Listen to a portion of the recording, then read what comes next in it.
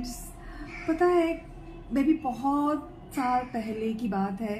मैं भी कई समय तक ऐसे बैठी रहती, घंटों घंटों महीनों महीनों अकेले बैठी रहती, सोच में डूबी रहती, रोती रहती। मुझे कुछ भी नहीं अच्छा लगता। मुझे लगता कि मैं बहुत तकलीफ में हूँ और शायद दुनिया की सबसे दुखी इंसान मैं खुद हूँ। लेकिन जब मैंने धीरे धीरे देखा अपने आसपास, देखिए कभी जब हम अकेले हो जाते हैं ना तो हमें लगता है कि हमारा दुख सबसे बड़ा है, सबसे बड़ा। लेकिन अगर हम अपने आसपास पड़ोस पर नज़र डालें, बाहर देखें, अपने बाहरी का वातावरण देखें तो पता चलेगा कि नहीं यार, बहुत लोग हैं। हर इंसान अपने बोलते ना, कोई अपने दुख में खिलखिलाता है लेकिन कोई एकदम गुमसुम हो जाता है। मैं उस टाइप की थी, एकदम गुमसुम रहती थी, क्योंकि मुझे समझ नहीं आता था कि मतलब इस दुनिया में कैसे जीना है हमें। आखिर क्या है जीने का तरीका।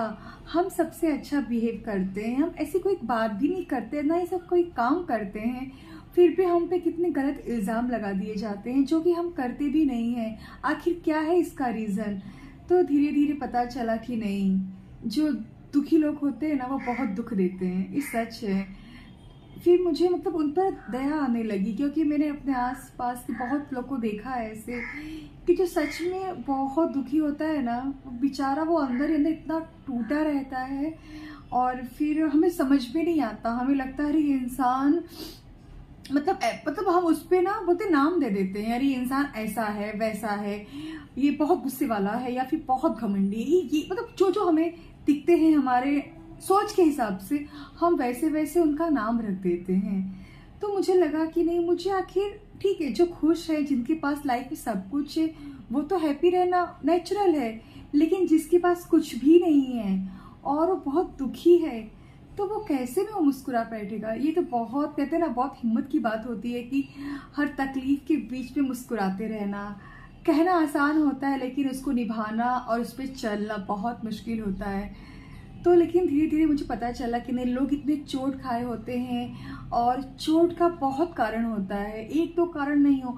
कभी मतलब ना बचपन से हमें पता नहीं चलता कि जब बच्चा, देखो हम बच्चे पैदा कर लेना एक अलग बात है, लेकिन उन्हें पालना पोसना, पालने पोसने में भी हम उन्हें हर चीज़ दे देते हैं। जो जो उनको मतलब कहते हैं ना भौतिक सुविधाएं हम देते हैं, लेकिन जो रियल है वो हमारे पास ही नहीं है, तो हम कैसे उन्हें देंगे। हम खुद ही इतने डिस्टर्ब रहते हैं, इतने फ्रस्ट्रेट रहते हैं।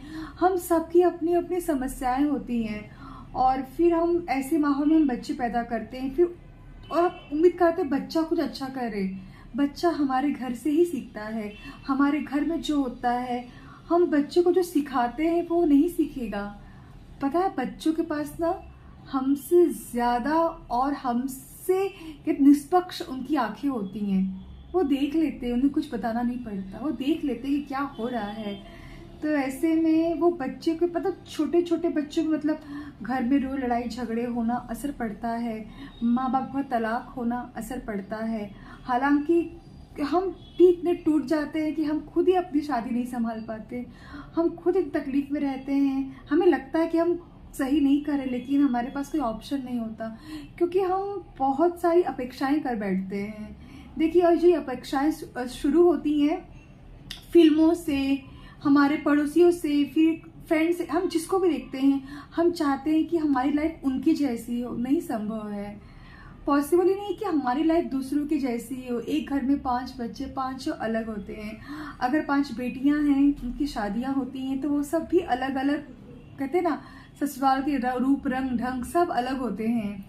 तो जब कहते हैं ना कि हमें बहुत संभल के जब शादी हम करते हैं तो एक जिम्मेदारी होती है, और जब बच्चा पैदा करना और फिर उसे पालना पोसना, बहुत देखा देखी, किसी को देख के कर लो बच्चे, नो, बहुत सोच के समझ के। अगर वो है तो मैं क्या उसे प्यार दे पा रही हूँ। उसे प्यार देने के लिए पहले मुझे पास खुद प्यार होना चाहिए।